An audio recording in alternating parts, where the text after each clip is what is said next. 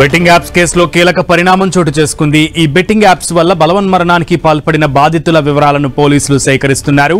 ఏడాది కాలంలో బెట్టింగ్ వల్ల తెలంగాణలో 15 మంది బలవన్మరణాలు చేసుకున్నట్లు గుర్తించారు.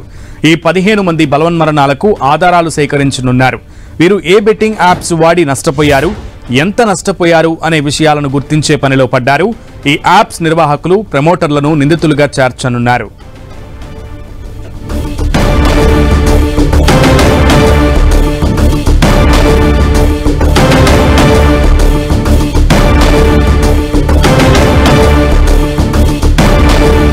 ఇదే అంశానికి సంబంధించి పూర్తి సమాచారం మా ప్రతినిధి కిరణ్ అందిస్తారు. కిరణ్. సునీల్, ఇక బెట్టింగ్ యాప్ సంబంధించి కూడా ఇటు పంజాగుట్ట పోలీసులు దర్యాప్తు ముమ్మరం చేస్తున్నట్టుగా మనమైతే చెప్పాల్సి ఉంది. ఇప్పటికే ఈ కేసుకు సంబంధించి కూడా 11 మందికి నోటీసులు జారీ చేసి కేవలం నిన్నటి వరకు నలుగురు మాత్రమే ఇటు పంజాగుట్ట పిఎస్ లో విచారణకు హాజరైన పరిస్థితి కనిపిస్తుంది. ఇక చాలా మంది కూడా ఇప్పటికే పోలీసుల నోటీసులకు రిప్లై అయ్యకుండా న్యాయస్థానాన్ని ఆశ్రయించి కూడా వారికి సంబంధించి కొంత రిలీఫ్ పొందే ప్రయత్నం చేస్తున్నారు. ఈరోజు ఇటు యాంకర్ శ్యామల కూడా తెలంగాణ హైకోర్టులో ఒక పిటిషన్ దాఖలు చేశారు. మరికొద్ది గంటల్లో దీనికి సంబంధించి కూడా విచారణ జరగబోతుంది. ఇక వీరితో పాటు చాలా మంది కూడా అజ్ఞాతంలోకి వెళ్ళిన పరిస్థితి కనిపిస్తున్న నేపథ్యంలో దీనికి సంబంధించి ఇక్కడ ఇప్పటికే ఈ బెట్టింగ్ మహమ్మారి కారణంగా తెలంగాణ వ్యాప్తంగా ఇప్పటి వరకు 15 మంది సూసైడ్ చేసుకున్నట్టుగా ఇప్పటికే పోలీసులు గుర్తించారు. ఇక దీనికి సంబంధించిన చాలా కీలక వివరాలను కూడా ఎవరైతే ఆత్మహత్యలు చేసుకున్న వారి కుటుంబాల వద్ద నుంచి కూడా అందుకు సంబంధించిన వివరాలను కూడా సేకరించే ప్రయత్నం చేశారు. ఒకవైపు ఇప్పటికే ఈ కేసుకు సంబంధించి హైదరాబాద్ కమిషనరేట్ సంబంధించి పంజాగుట్ట పోలీసులు చాలా వేగంగా దర్యాప్తు కొనసాగుతున్నారు. కొంతమంది ఇప్పటికే పోలీసుల విచారణకు సహకరించకుండా అజ్ఞాతంకు వెళ్ళిన పరిస్థితి కనిపిస్తుంది. వీటితో పాటు మియాపూర్ పిఎస్ లో నమోదైన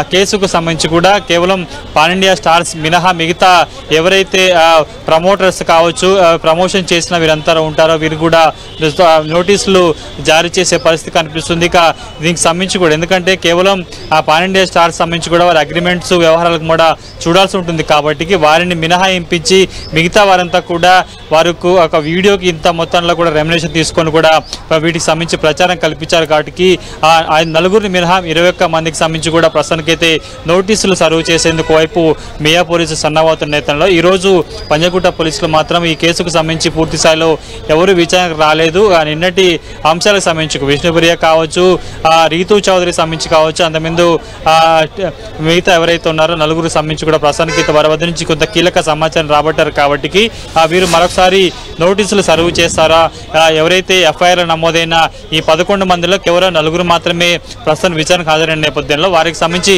మిగతా వారిని విచారణకు పిలిపించేందుకు ఎలాంటి ప్రయత్నాలు చేశారని కూడా కొంత ఆసక్తి నెలకొన్న పరిస్థితి కనిపిస్తుంది. ఇక ఎన్టీఆర్ కేవలం యూట్యూబర్సే కాదు, యాంకర్స్ తో పాటు కొంతమంది ఉన్న నేపథ్యంలో దీనికి సంబంధించి కీలక విషయాలు రాబట్టిన తర్వాతే కూడా అగ్రహీరోలకు సంబంధించిన నోటీసులు జారీ చేసే అవకాశం ఉంటుంది. న్యాయ సలహాలు కూడా ఇప్పటికే సైబరాబాద్ పోలీసులు తీసుకున్న నేపథ్యంలో పూర్తి స్థాయిలో ఈ రోజు పంజాగుట్ట పేరు సంబంధించి కూడా ఈ బెట్టింగ్ యాప్ సంబంధించి ఎవరైతే ఎఫ్ఐఆర్ లో పేర్లు ఉన్నాయో వారు మాత్రం ఇంకా హాజరు కాలేదు. ఎస్ కిరణ్, అయితే ముఖ్యంగా యాంకర్ శ్యామల హైకోర్టును ఆశ్రయించారు. విచారణకు హాజరు కాకుండా క్వాష్ చేయాలంటూ కూడా ఏదైతే ఎఫ్ఐఆర్ ని క్వాష్ చేయాలంటూ కూడా ఆవిడ పిటిషన్ దాఖలు చేశారు. దాని గురించి అప్డేట్స్ ఏంటి?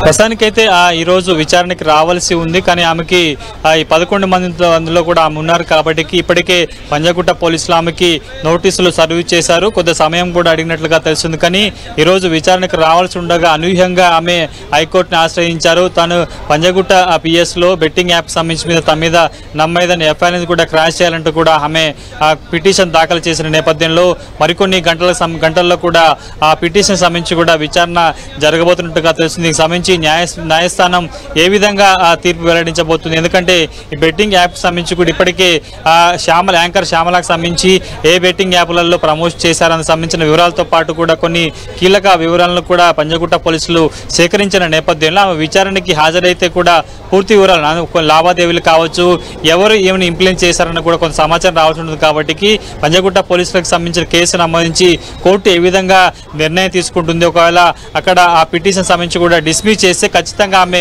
విచారణకు హాజరు కావాల్సి ఉంటుంది. కాబట్టి ఆ విషయాలకు సంబంధించి కూడా కొంత స్పష్టత రావాల్సి ఉంటుంది. మరికొన్ని గంటల్లో కూడా ఆమె వేసిన క్రాష్ పిట్ కి సంబంధించి కూడా కొంత సమాచారం మనకైతే వచ్చే అవకాశం అయితే ఉంది. సునీల్. ఓకే కిరణ్.